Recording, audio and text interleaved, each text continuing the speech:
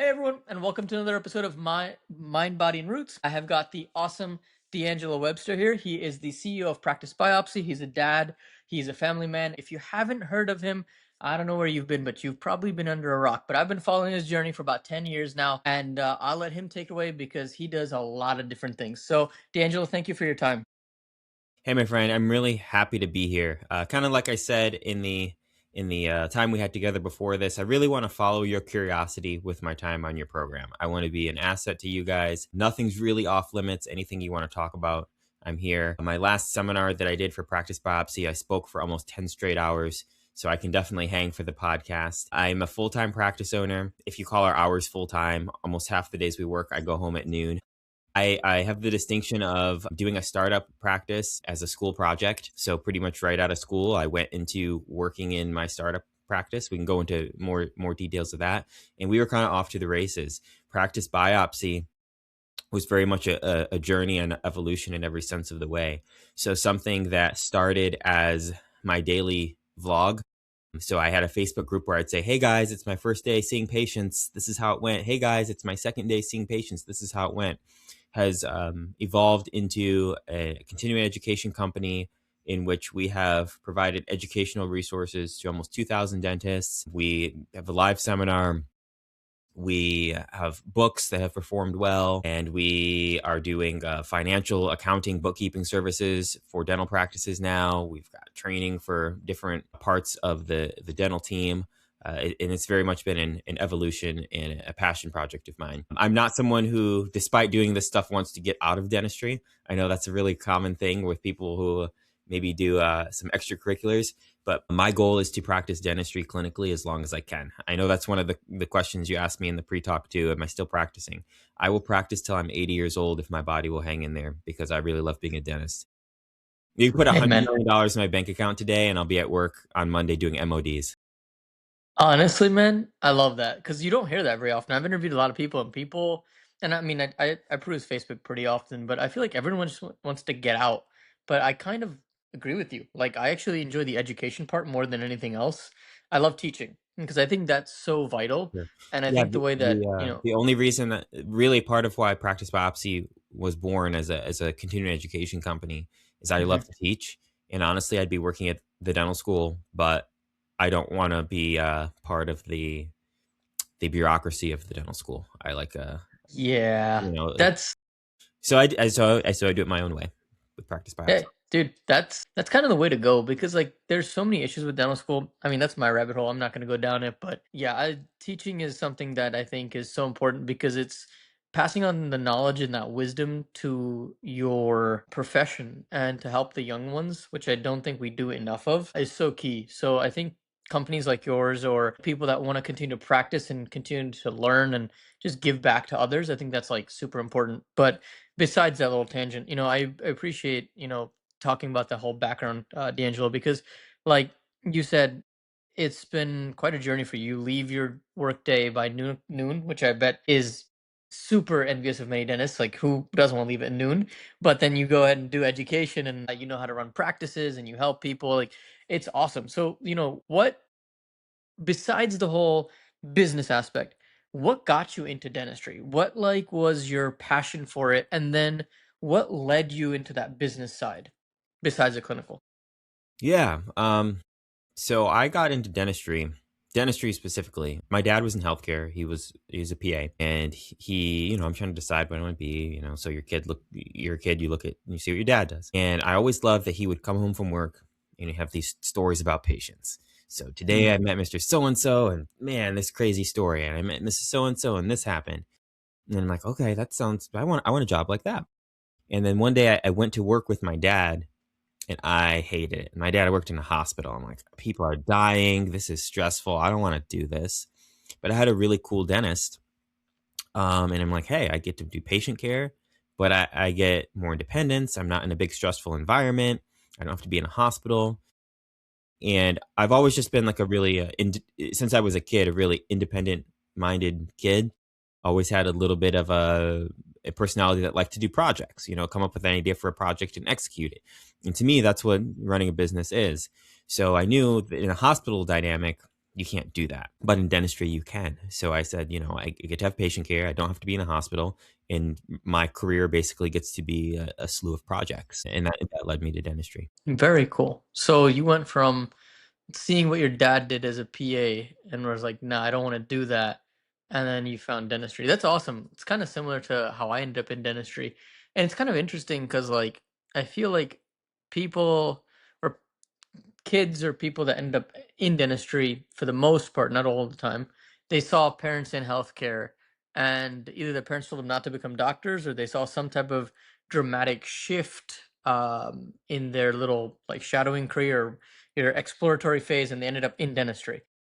Or I've also seen the other hand where parents were dentists or grandparents were dentists, and it's like a generational thing. Yeah. But it's very interesting to kind of like ask how people ended up there because it's just an overall, it's a different kind of field. Like, in medicine, you don't have the business ownership aspect anymore.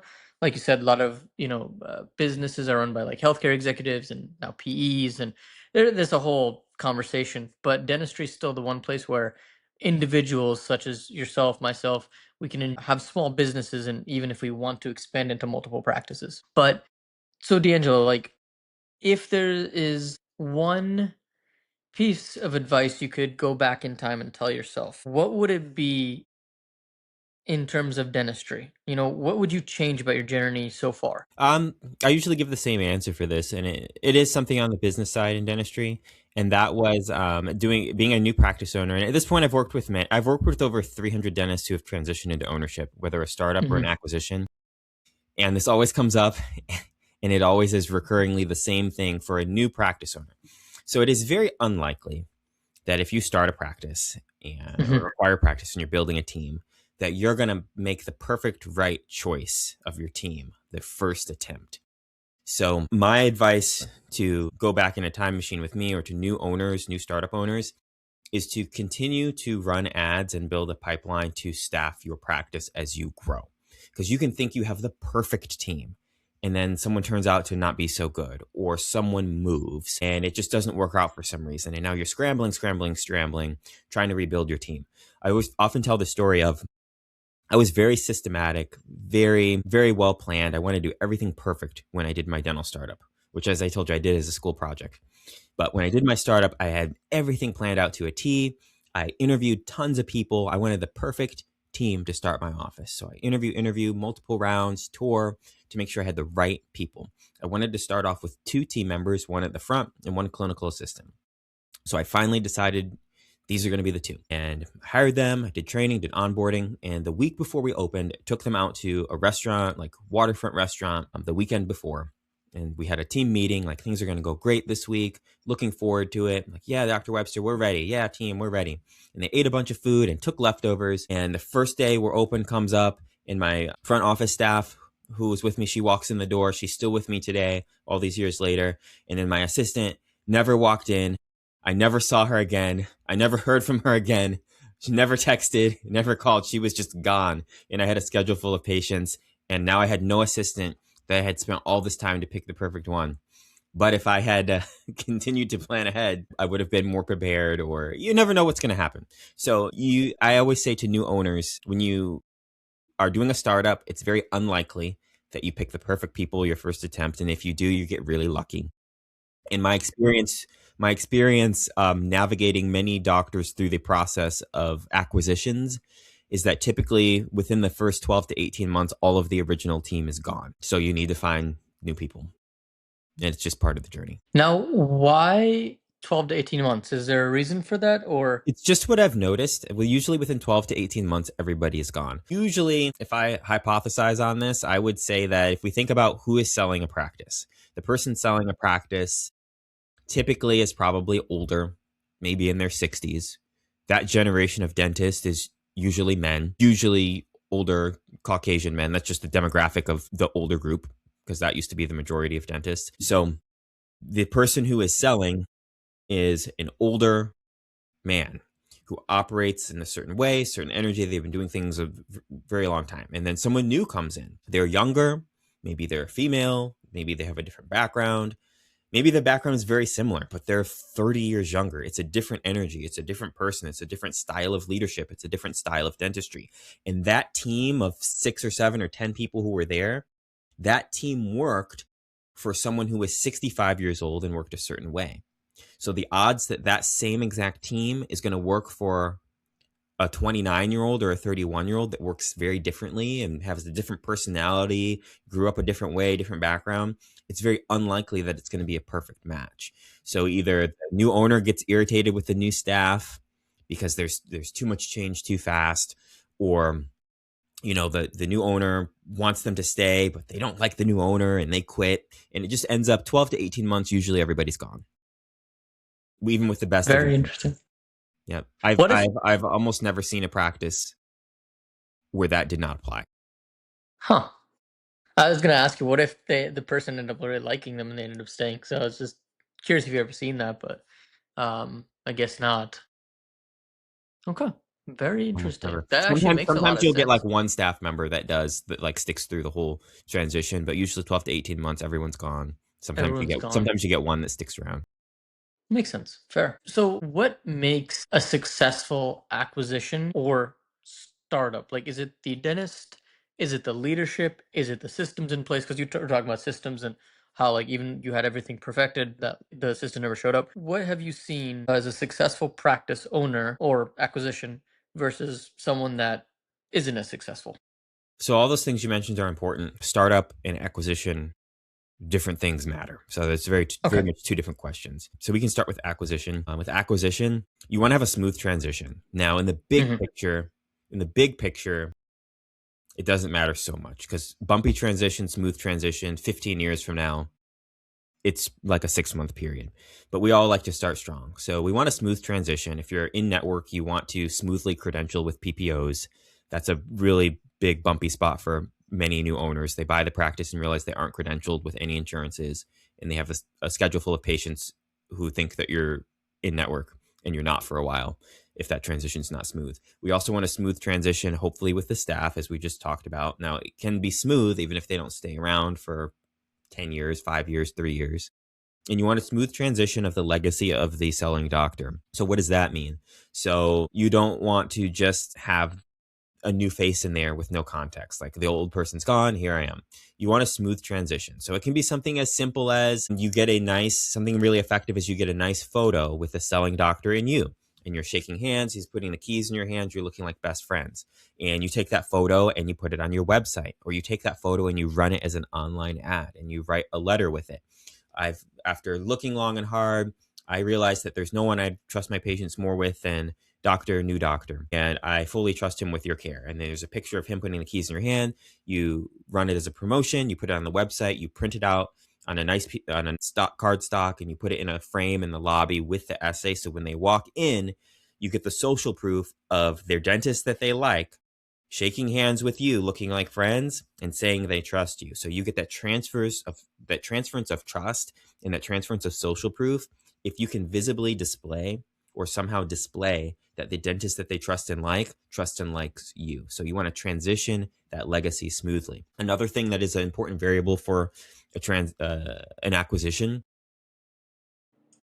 Oftentimes, when we think about if a practice is a fair price, how much should we pay for this? Is this a good practice to buy?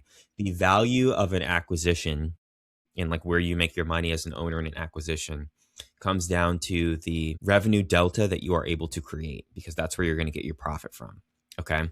So the amount of value you are able to add and infuse, it's what is going to create the profit for you as an owner, especially early, like really until the Hmm. practice loan is paid off. So if it's a 15-year loan, this will apply until the 15-year loan is gone. So if you have a practice that is doing $1 million a year and you buy it and you grow it to 1.1 million, your revenue delta is 100,000. If you buy a practice that's doing 400,000 and you grow it to 900,000, your revenue delta is $500,000, $500,000. So you, bottom line, when you go home, will take home more money having grown the practice from 4 to 9 than the person who bought the practice and grew it from 1 to 1.1, especially when you factor in the practice loan that they're going to be paying every month. Hmm. So you want to find a practice that you can add value. If you can't add value, whether it's better marketing, better branding, better website, you do ortho, you do endo, you do implants, and the seller didn't. That's what you need to look for. If you cannot add something of value that the seller wasn't doing, it'll be hard to grow the practice and you won't have that revenue delta. And that means it's not going to be a very lucrative acquisition for you. So if you want it to be a lucrative acquisition, you have to see how much of a revenue delta can I create by adding myself to the equation. Um, and watch out if you can't do everything. Like if the seller was doing sleep dentistry and you don't do sleep dentistry, well, that might be $200,000 that doesn't come in now. Or if they were on Delta Premier and you're going to be Delta PPO because of your graduation date and they don't grandfather you into the fee schedule, that might be a negative revenue delta for you. So it could be a bad acquisition. So that's what you look at for an acquisition. For a startup, what makes a successful startup is really you want to get off the ground, which means that you need to manage your fixed costs early. That's very important for a startup because you could have big dreams and big plans, but if you crash and burn in the beginning, your rocket never gets to space, you know? And a lot of that comes down to managing the fixed costs, which is going to be the size of your loan and your rent or your mortgage. So those have to be managed very well. I have seen people who honestly they probably would have done great, but they just couldn't get off the ground initially. So the average startup the doctor doesn't actually take a salary or a profit for the first 1 to 1.5 years, which means they are living off their savings or living off a spouse for the first year to year and a half on Hmm. average. That wasn't the case for me. That's typically not the case for the doctors that I work with. The goal is to turn a profit from the first month, but that is not the norm with a startup. Usually, Hmm. the way the systems are set up, the way the loan is, the way the rent is, the lack of proper effective marketing in the demographic before opening does not yield a profitable environment for sometimes a year or more. Very interesting. It's two very different things. One is delta, like the growth delta, like you were Yeah. saying, for acquisition, and the Yes. other, it's literally just overhead control. That's really what it is. It's two completely different things. And if you don't understand that, you could go down a really rocky path real Yeah. quickly. Yeah. If you're doing this, so we talk about infusing, like, well, the seller couldn't do ortho or implants or endo, but I do. And we have 3,000 patients in the office. So I start offering the service and we instantly have a revenue delta. Well, you could be doing a startup and you can do, Invisalign and ortho and implants and endo, but you have zero patients. So it doesn't matter. Very cool. Now, how does marketing play a role in both types? Like, what is like in this day and age, what is effective for both? Because you have got the old school mailers, which we all know is kind of useless. It's pretty, But do you use social media? Do you go out and, talk to local businesses and like grow it that way? Like, what have you seen as growth? Like, is it SEO, website? Like, kind of walk me through both yeah. for both. I'll walk you through kind of a bird's eye view. So the thing that's most effective still is the most effective for me social media marketing. I used to teach a live seminar on how to get new patients with Facebook marketing. That seminar is you can buy the recording now. I don't teach it live anymore. I did it many times. But social media marketing works great. SEO marketing is kind of going the way of mailers. You're not getting much out of it. People are on social media. They're on Facebook. They're on Instagram. They're on TikTok. You have to know where your target audience lives. So, who is your ideal patient? My ideal patient lives on Facebook. My ideal patient is typically slightly skewing older, a mom in their 40s to 50s who maybe has a husband, who maybe has 2 or 3 kids, who maybe has parents that lives in the area. That age demographic spends a lot of their time on Facebook. Younger demographic skews on Instagram, even younger skews on TikTok. Now there are people from every demographic on all those platforms, but they're skewing. So I know where my target audience is on Facebook. Maybe your target audience is on Instagram. Maybe someone else's target audience is on TikTok. So you have to kind of cultivate your branding and marketing to where your prototype ideal patient avatar lives, which most dentists don't even think who their prototype ideal avatar patient is. So they don't know where they're at. They just do the pay and pray marketing. Pay and pray marketing is you pay a marketing company and you just pray that it works. And it usually doesn't. Makes sense. Yeah, but so I did all sorts of marketing when I opened my startup. I studied marketing a lot in school because it was somewhere where I could put my time because I couldn't be a dentist yet because I was in school, but I knew that I could help myself get a leg up by really understanding marketing and branding philosophy. So I put a lot of energy into what makes a good brand, what makes a good logo, what does brand mean versus marketing. And I did everything in the early days. So I did social media, everything except mailers. Those were too expensive. I got a quote for mailers. It was like 40 grand. And like, I'm a student. I don't have any money. So I Jeez. didn't do mailers, but I did social media marketing, very effective. I did a lot of handshaking events. I'd go to volunteer events, community service events in the community. I would do stuff like coffee with the cops. So it'd like meet up with the police officers and chat with local people and take a picture, run it as an ad. I would go door to door. So when I opened for like 6 weeks in a row, every Sunday I would go to neighborhoods, like just residential neighborhoods, and I would get goodie bags with hot chocolate because it's like the fall season in Michigan. It's kind of cold. So get a goodie bag with a hot chocolate packet and a toothbrush and a brochure. And I would knock on the door and say, "Hi, I'm Dr. Webster. I'm the new dentist downtown. And I just want to introduce myself. And if you ever need a dentist, you or anyone in your friends or family group, I will take good care of you. Here's a hot chocolate. Enjoy. Have a nice day." And I did that for several hours every Sunday for 6 or 7 weeks. And I probably several hundred doors, and that got me known by several hundred people. And then I had a sophisticated online marketing strategy. I had a sophisticated social media marketing strategy that I utilized Very cool. Wow. So it really is a hustle, really. That's kind of where it comes for a down to startup. is Yeah. like it's like that success of that, like whether it's a transition or even if it's a new startup, you just have to hustle. And it's like working outside the op. Like if you think about it, like our predecessors, like say early 80s, 90s, even early 2000s, they just had to open up shop Yeah. to You take have to think insurance.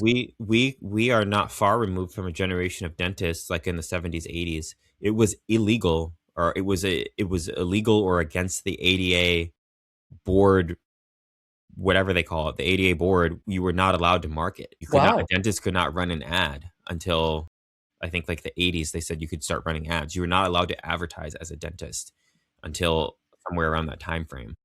You could have a sign, but that's all you were allowed to do. That's actually crazy. I Yeah. had no idea. Yeah, we were not allowed to advertise until I think the late 70s or 80s. Hmm. That's You just had to put up a interesting. sign and word of mouth That's yeah, and so it's like give a good numbing and and just and hope hope for the that like best. people talk about you. Yeah. Yeah, That's yeah, and now that's it's like kind if of you don't interesting. do it, no one will know you're there. Yeah, that's actually very interesting you brought that up. I mean, it's just things have changed so much. Like I've spoken to a lot of practice owners and young associates and partner people that partnered up, and I'm just like it's just so different nowadays. I feel like the advice out there that I've seen on Facebook in particular, because that's where I feel like a lot of dentists sit for reasons unknown. I'm not too sure why. It just seems like a lot of the that advice is outdated. Yeah. And Yeah. this is kind of, I know this is like a dentistry podcast, but also this is like a philosophy podcast you have going, mind, body, soul, all that. So one of my philosophies is I try actually not to give advice. Like I teach classes and I do all this practice. I try to not give advice. I'm not telling anybody what to do. I'm telling people what I have personally done that worked and what I learned from it and what I have seen other people do that worked. And you can take that with your own mental database and make a decision for yourself. But I never tell anybody what to do. I have that same philosophy with patient care. I never tell a patient what they need or what they should do. I'll never say you need to do this or you should do this. I always inform my patients the pros and cons and I give them viable options and then I ask them what they want to do. I never decide. Like even this is a really common one. So sometimes a dentist will post a case on Facebook and say, I don't know if this is restorable or not. What would you do to their colleagues, right? Like, we see them like, I don't know if this Yeah, tooth is we quite see it. restorable. What would you do? I don't ever ask that. I tell the patient, I don't know if this is restorable or not. What would you like me to do? This is what I could do. And these are the pros and cons. And then I don't decide. I let them decide. So okay, I haven't heard that before, so I'm actually kind of want to pick your brain about it. So say a new patient walks in, there's like some implants you could do, some crowns. Yeah. Say I'm that new patient. Yeah. What would you say? Like, how would you present it? I'm just kind of curious. That's kind of tough. Like some implants, some crowns. It'd be case by case. So I would start with trying to get to know them, honestly. Hmm. I would see what their goals are. So one of the openers that I give to all of my patients when I meet them is first visit. It's going to be really easy. You get to meet me. I get to meet you. We get to know each other. I'm going to look at your teeth. look at your x-rays. We're going to look at them together and talk about what's going on. And then you and I together will come up with a plan that we both feel good about. And I don't think anyone can disagree with that. And then I very much case by case will look at everything and we come up with a plan that we both feel good about. And we leave the room when we both feel good Very cool. about what we're going to So do next. you're kind of like an Italian suit, basically. Yeah. Yeah. Yeah. I mean, Yeah. you tailor it, like you Yeah. make a personal experience and Yep. then you just kind of let them decide. And because, like, it's like you go for a proper suit fitting, like you go in Europe, for example, or even in here, Jose Bank, for example. I'm not sure. I'll just give an example, but you go, you tell them, hey, this is what I'm looking for. They give suggestions, and then you kind of work out on like a treatment plan. Same Yeah. concept, essentially. Yeah. And like Very cool. you could say like, oh, this patient needs implants. Hmm. They don't. They don't even need teeth. You don't need teeth. You don't have to do any of this. I have a lot of patients with no teeth at all. They don't need them. You might want them. You need them if you want a certain level of chewing ability. You'd need them if you want a certain level of oral health, but not everybody wants that. And there's people who are completely edentulous, and some of the happiest people that I've ever met are completely edentulous. Yeah. So we don't, what do you want? Let's talk about it. And then Yeah. we come up with a plan that we both feel good about. And that helps with happy patients, it helps with happy dentists because I'm not arguing with people. And it helps with case acceptance because literally, when I do a treatment plan, we talk till we both feel good about the plan. And at the end of the day, it's their choice. It's their teeth, not mine. Fair. Yeah, you're just the surgeon or the Yeah. doctor that does the service. That's Yeah. it. Yep. As long as they pick Makes sense. something that's like reasonable, something that I can do, something that's not going to cause harm, then we'll do that plan. I like that. It's a good philosophy, actually. A lot to think about. So, okay, last dental slash craft question. What are your thoughts on insurance driven versus fee for service?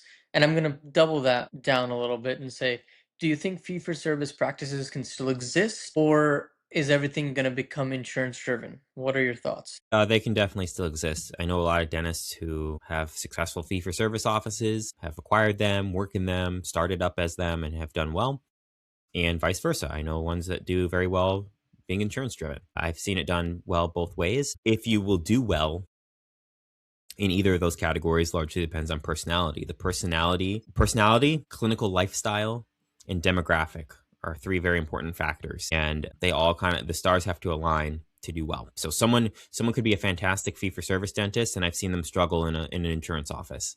I was just talking to someone the other day. He's like, my whole career I've been fee for service. I tell a patient you need a crown, it's $1,500, and they just pay for it. Then went into a PPO office and hey, it's not 1,500 for a crown anymore. Their copay is only like $300. Case acceptance will be way higher because it's cheaper. Came to find out that case acceptance was actually way lower because it's a different way of communicating. It's a different patient base. I have insurance. If my insurance doesn't pay for it, I don't want to do it. We're fee for service. They know they don't have insurance. They know they're going to pay for it. Different way of practicing. PPO schedules a lot of times have less holes in them. Sometimes fee for service, you have really big days, really small days, and there's more riding the wave. But you can definitely do well both ways. And it again comes down to your demographic, clinical lifestyle, and personal philosophy of what you want to offer to the community, how you want to live as a professional, how you want to work as a professional, and the disposable assets that your patients have available. Hmm. Makes sense, actually. Yeah, that's a good way to put it. So it's really what you want to make of it. I just wasn't sure because, like, I've seen a lot of people with like the scare tactic that fee for service is dying, and it's mainly insurance driven. But then the people that are insurance driven are also getting upset with the insurance reimbursements, and then pre-aut's not going through. And I feel like there's just two different camps. So that's why I wanted to kind of pick your Yeah, brain two about it. different camps. Yeah. It's two different camps, and it's just like the demographic research and basically the internal work to know Hmm. what kind of lifestyle you're going to be happy with. Makes sense. Makes sense. Well, I appreciate your in insights for dentistry. That helps a lot. But as you said, this is not just the only focus of this podcast. So I kind of want to move to more the body part.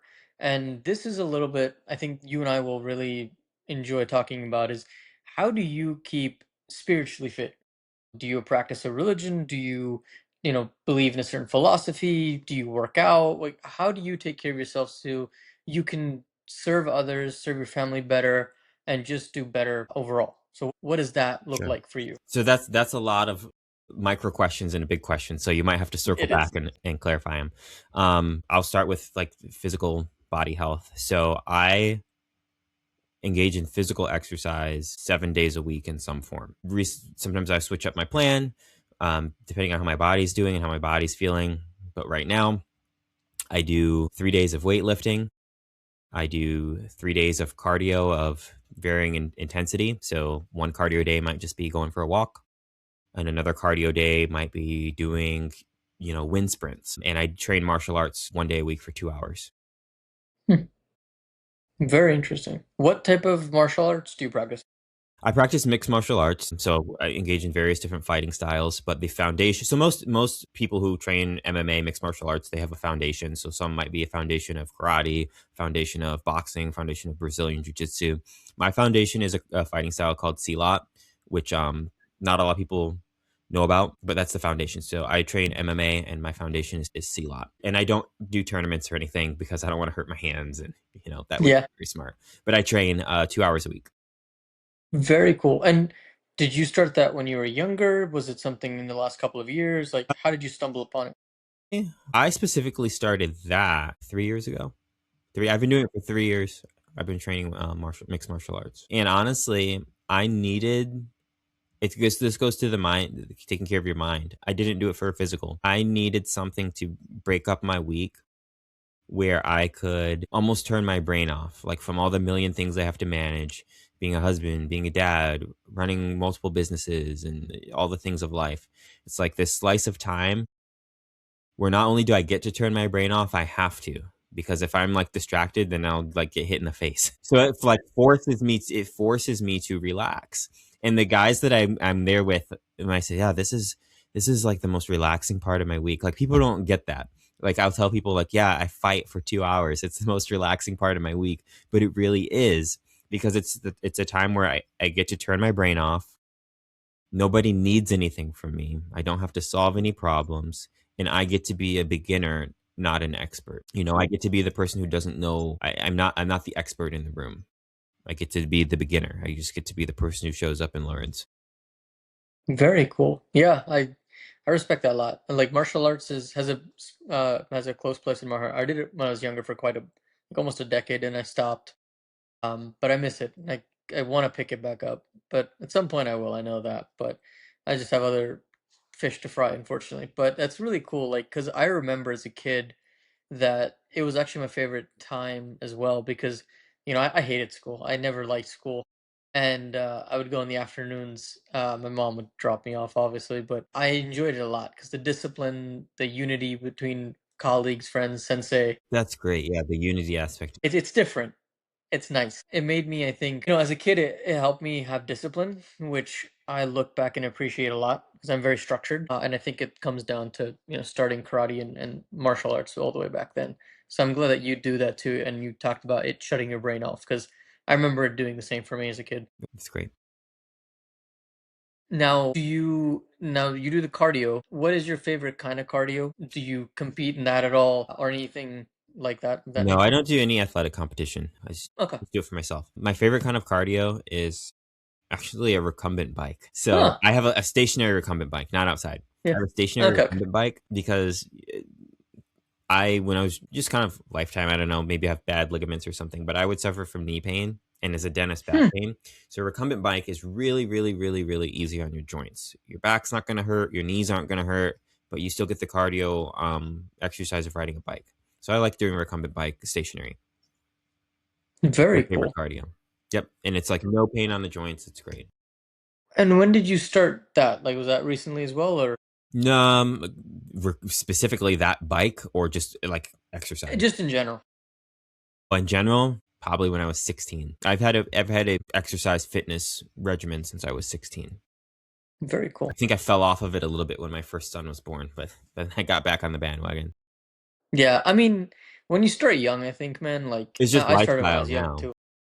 I mean, something I did that was fun. Like last month, I went to something called the Arnold Classic. I don't know if you know what that is. Ooh, yeah, I've heard, I've I went heard. to the Arnold Classic, which is like a fitness expo for people all over the world. And I went to that. So that's like I'm really interested in it. Like it's fitness is a hobby, something that gets me excited. I like learning about new exercises.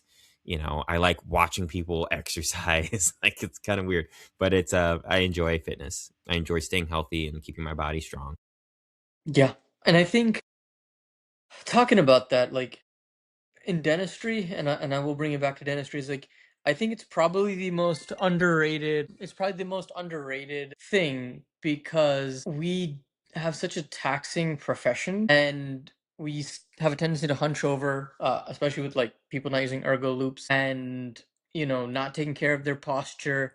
And because they do that, or because they don't participate in things like fitness and things, The wheels fall off. say again, The wheels fall off. the wheels fall off and they can't do what they love, and then they complain back pain, neck pain, etc., etc. I even have people my age that are only a couple years out and they still have those issues. And the first question I ask them is like, do you lift, do you do cardio? And the answer is overwhelmingly no. And it kind of surprises me because as a profession I think we should really champion that more and more because it's so vital. Yeah, I went to physical therapy in the start of the year preventatively.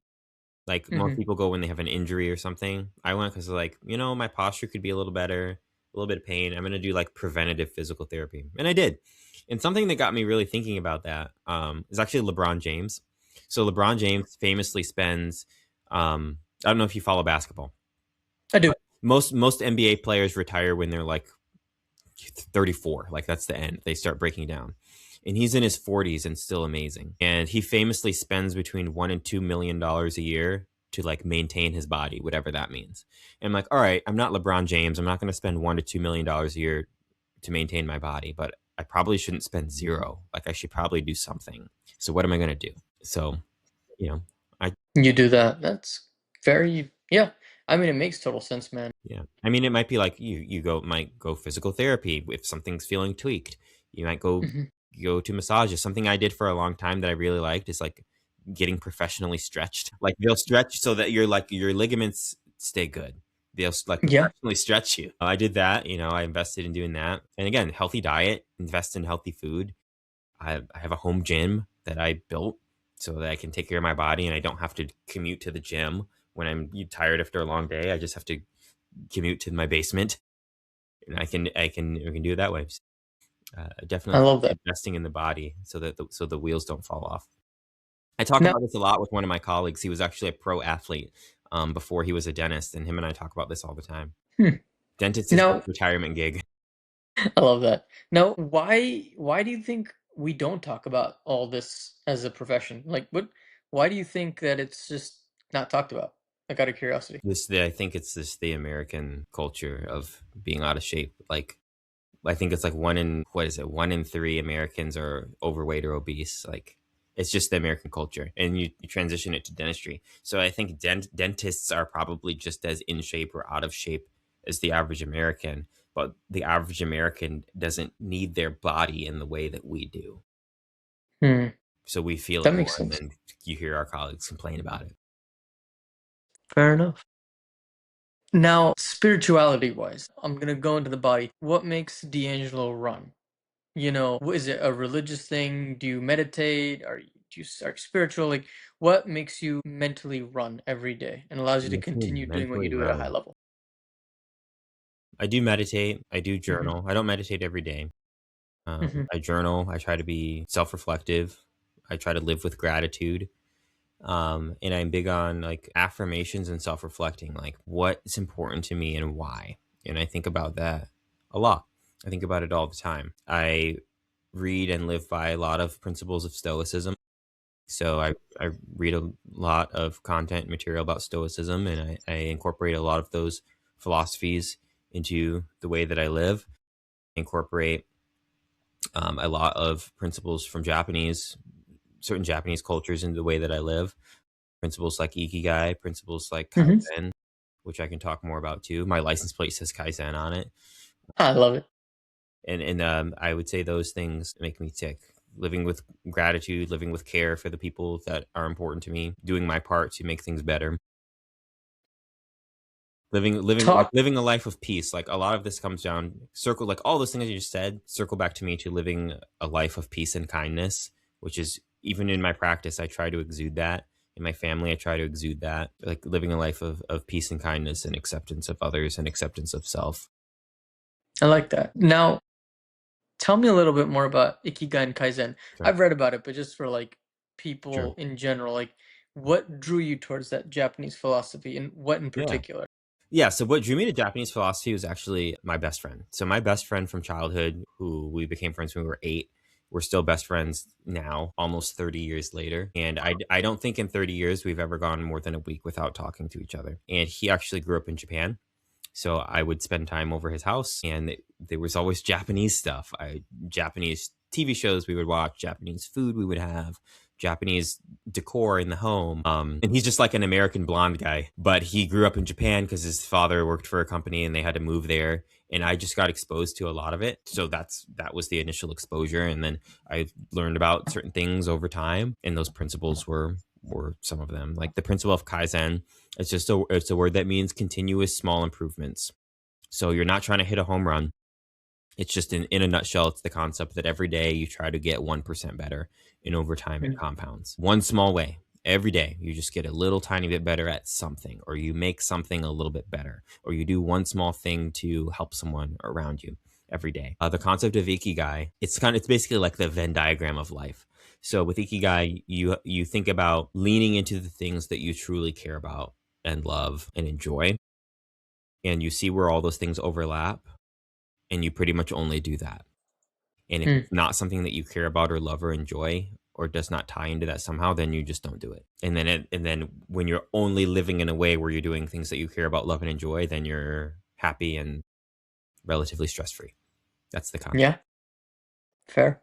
I'm looking at my book. It's called Ikigai. Like I don't know if you read that book, but I'm like staring at it. I was like I read it Yeah. almost a year ago. Is it the blue It's one with like the flowers on it? Yep, Yeah. that's the one. So I was actually given that as a gift, and it made me think very differently about a lot of things. But I really appreciated that book a lot, and like I believe it was like I don't know if they're monks necessarily, but there was like the isolated place in Japan. They did like a whole research study on them. Yeah. That was kind of cool. But no, Yeah, a I lot of cool think I stuff. think the Japanese philosophy has a lot of wisdom. A lot of the ancient arts in general, Hinduism, even Buddhists, they all have a lot of wisdom within it. And I feel that as we've gotten older, older as a civilization, we've tended to kind of fray away from that. Maybe just because it's westernization and American philosophy, but it's something that I've thought about and talked pretty openly with people. Yeah. Yeah, absolutely. Yeah. So those, I mean, Have those you? ideas and way of living, they have helped me, I believe. Yeah, that's totally understandable. Have you actually, well, because you deconstruct a lot of things. I don't know the name of the philosophy. It's Japanese in nature. Maybe you could jog my memory, but it's where something breaks and then they use gold to fix it. Alchemy? No? It's No, it's not. not alchemy. There's a name for it. No, I don't know what you're talking about. Okay, well, when you get a chance, because my dad sent me an article a while ago, but it's a really cool concept. But basically, when Japanese pottery made out of porcelain breaks, they use gold. It's a kind of a dying art now, but they use gold or silver, and they like actually, I know the art um, style that you're talking about. It's like they'll have yeah, like a teapot and it's like looks correct. broken, but it has the gold through it. Yes, Yeah. they'll use that and they'll fix it, and that's something that like I relate life to that a lot because I feel like when you're born or when you're young, you're like that perfect vase or you're that teacup or the pot, and like throughout life, it breaks you in different ways, and then through wisdom and knowledge and experience, you use that, and that's like your gold or your silver to kind of fix it. To So fix it. it's kind of cool. Yeah, to fix it and make Yeah, it new again. Yeah, I like that. exactly. I'll figure out I'll look up the word later. Yeah, no, and we'll talk about it. I love that type of stuff. I think there's a lot of wisdom in that type of stuff. So random, but do you think that things like anime or like other Japanese like I wouldn't say things, other Japanese philosophies could be used to improve our lives as Americans? But yeah, absolutely. I mean, from the things that we just said, Ikigai and Kaizen, to like anime. Like, Yeah, I think, like with like anime shows, like obviously, if I grow up with my best friends from Japan, I'm watching anime all the time as a kid. yeah. Like if you compare that to like the American cartoons, it's very Hmm. different. Like American cartoon is like SpongeBob or Adventure Time or Bugs Bunny, but Japanese anime, it's almost just like a medium for a lesson a lot of the time. Like almost all Hmm. anime has very layered life lessons, whether it's courage or self improvement or, what does love mean? What does friendship mean? And it's always really layered and baked into it. And it's just a coincidence that it's a cartoon. A lot of it could just be film. It just happens to not be because that's not the art medium. But I think that broadly, a lot of that art form can be very transformative and helpful in a good way. I'm a Yeah. big fan. I'm a big fan. Like, some of my friends actually make fun of me, like my more No, Americanized dude, friends. talk to me all the time. I'll be your guy. I'll be your anime Yeah, friend. dude, I'll 100%. be your They're anime like, friend. "Man, you're like a 30-year-old guy. Like, why you watch this cartoon?" I'm like, "Listen, it's They're not a not cartoon. It's cartoons. a lesson. They're not You guys just cartoons. missed the point." Yeah, yeah. I could talk to you. I mean, I don't know if our audience wants to hear too much about us nerd out about this, but I can go into that with you. Yeah, dude, I'm 100% down for that. That's like one of my favorite things to talk about. But besides that, D'Angelo, so kind of tell me about what it was like growing up. Like, where did you grow up, and kind of talk about that. Like, what shaped you into who you are today? I had a very happy childhood. Hmm. I grew up in Michigan, which is where I am now. Okay. Sister, mom, dad. I had just a very happy childhood. If I was interested in something, I got to explore it. Uh, I played sports with my friends. I played video games. I was like regular kid.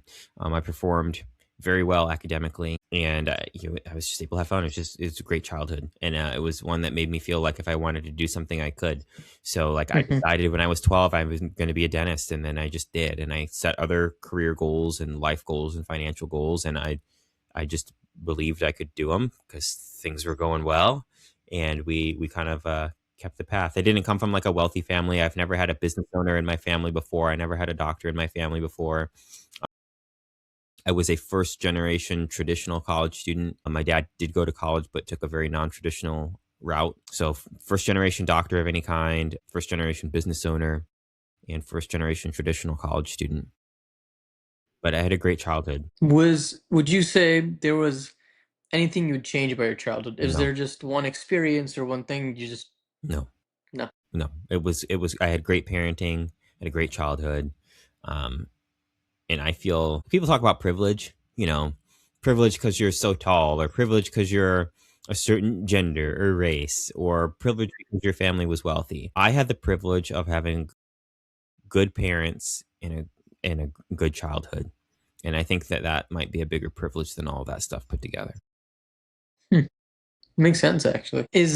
What would you say was the toughest part of growing up for you? Is there anything that was like a real struggle that shaped you today? Perhaps the lack of willingness for other people to be helpful Mhm. and to like lack of a better way to say it, to be helpful and to kind of stick to what they said they would do. That kind of made me a little jaded in some ways on certain Mhm. topics, but also motivated me to do certain things. Hmm. Makes sense. If you could change something about the world, I'm assuming it has to do with helpfulness, but if there's one thing you would change, what would it be and why? People, I would change. People understood how much more responsible we all are for the world we live in than it seems. Hmm. There's certain like maybe like bad environments or bad things happening in the world. Like, it's not bad things happening in the world. It's the people involved that are making these choices that are making things bad. You know, like if people are in, like you can say something very broad, like war. Like, there's war going on right now. Okay, people die. Correct. It's bad for the economy. It's, you see a school get blown up. And you're like, this is a tragedy. And like, but at some base level, people are just choosing to fight. They're resorting to like a baseline of violence when really, though it's not that easy, but really, if the opposing parties could just say, hey, let's not hurt each other, let's be nice and work this out, then a lot of these bad things in the world wouldn't have to happen. So I would change that. And That that's makes on big sense. levels and small levels. Yeah. I tell people around me, and like sometimes I even tell my staff, like, even if you're driving in your car, like if when you're driving in your car and you're on the street, you have the opportunity every day to be the person who cuts somebody off or to be the person who lets somebody in traffic in front of you. Yeah. You know, It's a choice. we all get to choose that. So that's, I mean, something that we even do in our practice. So I've got one right now, actually. So we have these little bracelets that we give away sometimes, and we have like a card with them. So it says, make someone smile, and like a tooth. Yeah. Okay, that's like a dentistry thing, right? But when we give these, sometimes we print off these little cards that go with them, and it has like a note that says something to the effect of, every day that we're out in the world, we are given the opportunity to be kind to others or not to be kind to them. And we all have the choice to make the space better around us, and we encourage everyone to do so. There are people, or I'll just say naysayers, that have said, I'm just gonna keep it very generic, but they've said that they were nice for their entire lives and something changed and they became very jaded and now they're just kind of grunchy Scrooges. Why do you think that happens to people? And why do you think that those people go down that route? Probably because they get hurt, probably because it hurt them and they did not see a way out of that pain. So they retreat inward so they're not hurt again. And some people retreat inward so they're not hurt again because they just don't like being hurt, or they don't see a strategy to cope with it, and avoiding or becoming jaded or becoming a grouch and not engaging um, is a way to cope with that, to not be hurt again. Hmm, There's many ways to fair. manage it. That's one way, and it typically works very well. Makes sense. I was curious about what you thought because Yeah. I've just seen, like, even in our own profession, like, there's There's many some jaded really kind dentists. and yeah, a lot of jaded people. There's some very kind people. But I see a lot more jadedness and, like, people just being nasty to each other. I'm just like, "Why? Like, why do we eat our young? We And, do. like, why are we just It's mean to each terrible. other? Why don't we just have open discussions and open conversations?" Like, Paul, he always says, like, there's job opportunities like 300K, 400K, and there's, like, dentists out there, like, making 200, like, even owners, and like, "Oh, these associates are lying, blah, blah, blah." And I'm like, "No, they're not." What about why not just being open to their like helping them or like discussing with them how they're getting there, you know? Just the open-mindedness is basically what I'm saying. Yeah, I mean, there's not a lot of transference of knowledge in our profession, like collegiality. Mhm.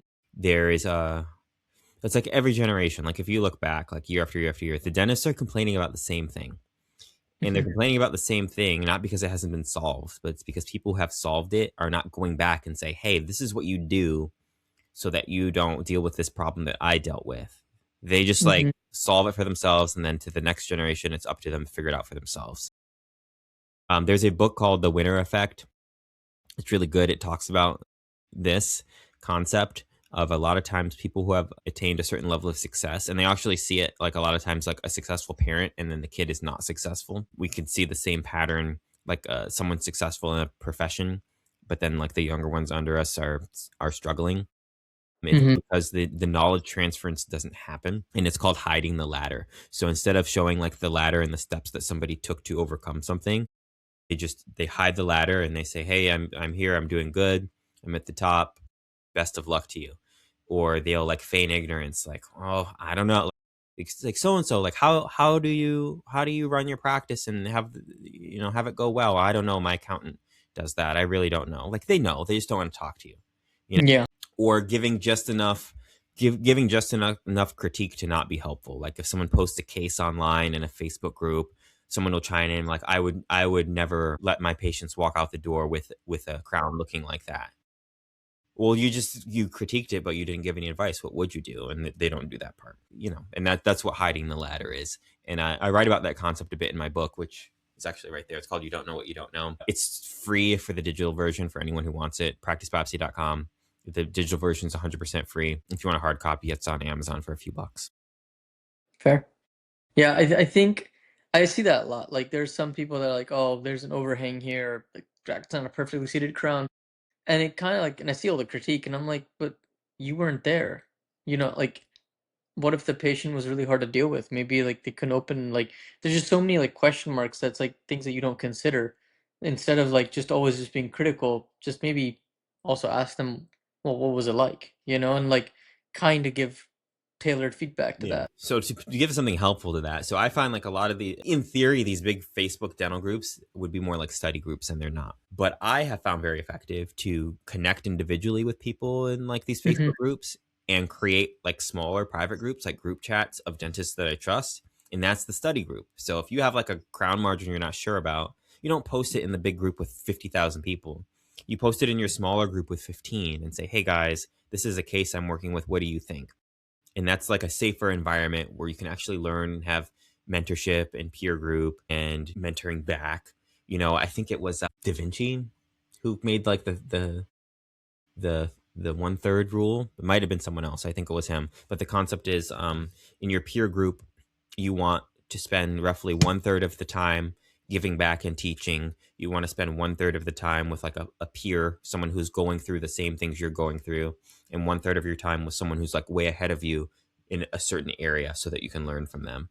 And I try to do that. And I think that you can do that, with the way the world is. You don't have to be limited to the people in your backyard. You can meet people online. You just met me right now. I can be in your peer group. Hi. That's a great thing about social media. And I think that's a good way to use social media that's underutilized, is actually connecting with and building relationships from afar to build out that sort of dynamic for a better life. Yeah, that's been my philosophy for the longest time. It's kind of the reason why like I started this podcast, to connect with people and have them share their stories, because like this conversation we're having might not be relevant for anyone at this time, but maybe 5, 6 years down the road, Then it will be, someone yeah. opens up a random episode and they just like, hey, I wonder what these guys talked about. And there's some like gold pearls in here, and it's like, hey, it helped someone. Help somebody. I don't care about it being famous or even being popular. Doesn't matter to me. For me, it's like, well, if I can help one person get one piece of advice from any of my episodes, I will have considered it a success. That's just my And you thought. get to meet people. You get to meet people that, have something worth talking about. Exactly. Absolutely. So we're kind of getting towards the end of the podcast episode, but a couple more final questions. So this is more my, I wouldn't say like thought provoking, but it can be for some people. What is your legacy, D'Angelo? What do you want to be remembered for? I honestly don't care if I'm remembered other than by my kids. And I want them to remember that I was a good dad. And I don't care if Fair. anybody else remembers me. Very good. Straight and to the point. Yeah. Very nice. Yeah. Okay. Second question. Who is D'Angelo in one word and why? I get this one with a lot of people. Curious?